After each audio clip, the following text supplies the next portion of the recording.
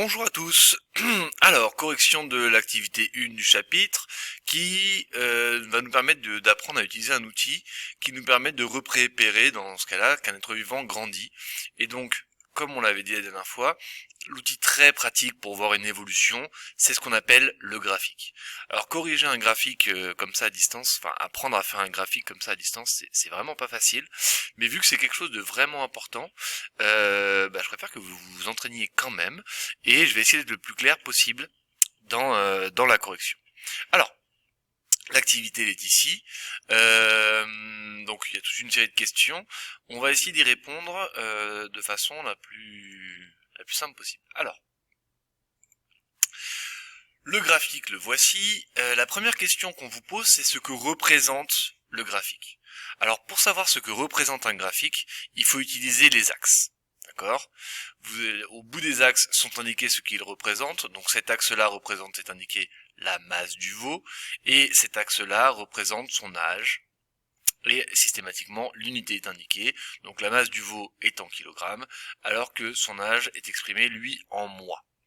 Donc pour savoir ce que représente un graphique, il y a quelque chose de très pratique qu'il faut essayer de retenir rapidement. C'est qu'un graphique représente toujours cet axe-là, l'axe qui monte, qu'on appelle les ordonnées, en fonction de l'axe horizontal là, qu'on appelle les abscisses.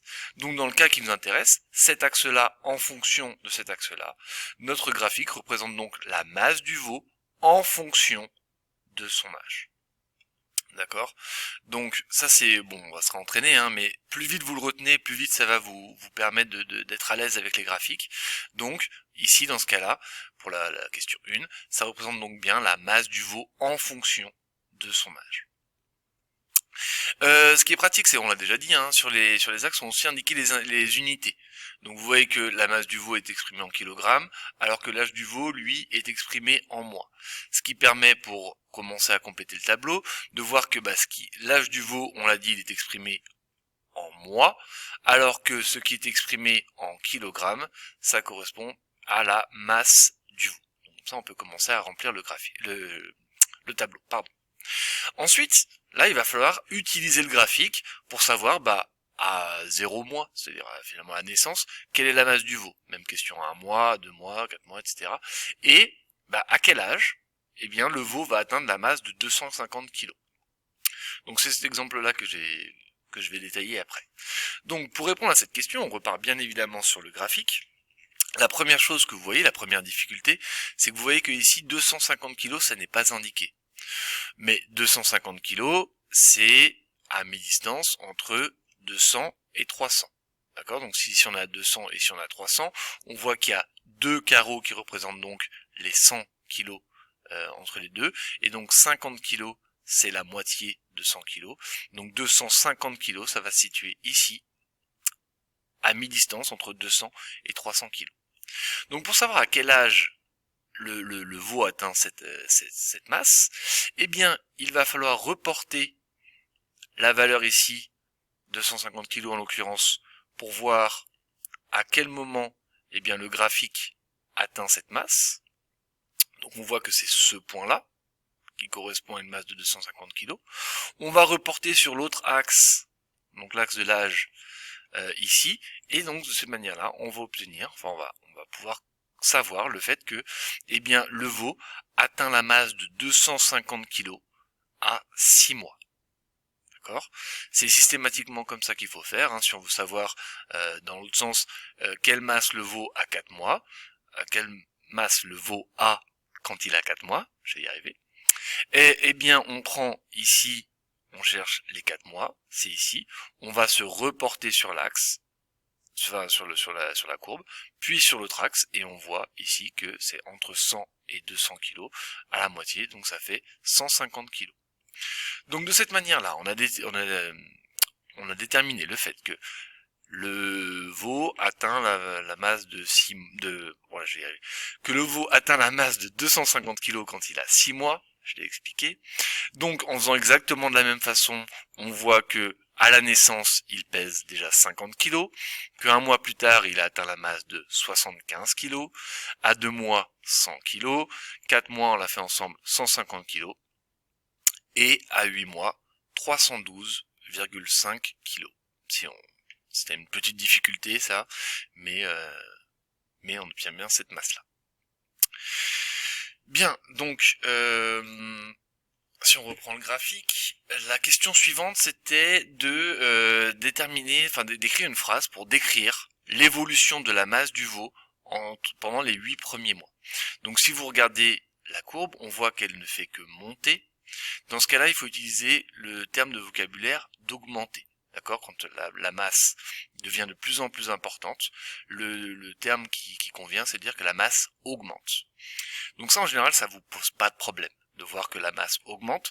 Ce qu'il ne faut pas oublier, c'est de donner des valeurs précises pour indiquer à quelle vitesse elle augmente. Pour faire ça, en général, on va prendre la première et la dernière mesure.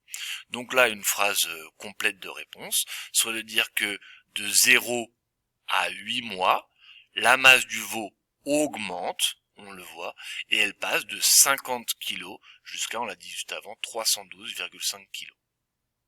D'accord ?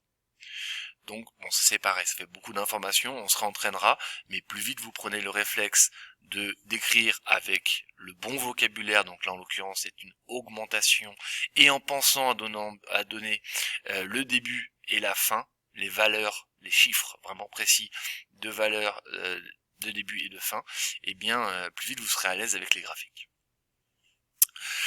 Bon, enfin, la dernière chose qu'il fallait faire, c'était de compléter ce graphique. Parce qu'on voit que dans le tableau, on nous donne des valeurs pour 10 mois, 11 mois, 12 mois, et ceci n'apparaît pas sur le graphique que je vous ai donné. Donc la première chose qu'il va falloir faire, c'est compléter l'axe. Parce que vous voyez qu'il s'arrête ici à 8 mois, or on doit placer pour 10, 11, 12 mois. Donc pour faire ça, il faut d'abord regarder comment est construit le graphique. Alors je suis désolé, c'est pas pile en face, mais j'ai pas réussi à être plus précis que ça. Donc, on voit assez facilement quand même que ici, 1 cm, l'écart ici, représente 1 mois. À chaque fois, alors on est à 0, on rajoute un carreau, ça fait 1, on rajoute encore 1 cm, ça fait 2, encore 1 cm, ça fait 3, etc. Donc, 1 cm sur cet axe représente 1 mois de la vie du veau. Ce qui veut dire que ici, 1 cm plus loin, on est forcément à 9 mois. Et le fait qu'on ne vous demande pas de placer la valeur 9 mois ne change strictement rien. Donc ici on est à 9 mois. De la même façon, on voit qu'ici on a 10 mois, 11 mois et jusqu'à 12 mois.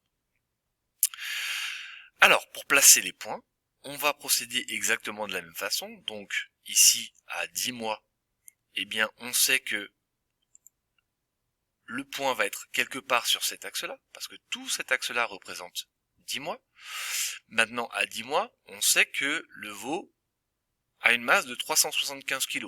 C'est pareil, il faut placer 375 sur l'axe, d'accord? Donc ici 300, 400, donc au milieu entre les deux on a 350, et 375 ça va être le milieu entre 350 et 400.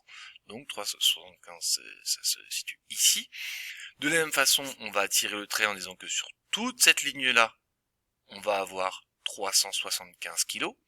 Et donc, pour que notre veau fasse à la fois 375 kg et 10 mois, eh bien il faut qu'il soit sur cette ligne-là pour faire 375 kg, il faut qu'il soit sur cette ligne-là pour avoir 10 mois, et donc le point va se situer à l'intersection, ici, pour être à la fois à 10 mois et à la fois à 375 kg.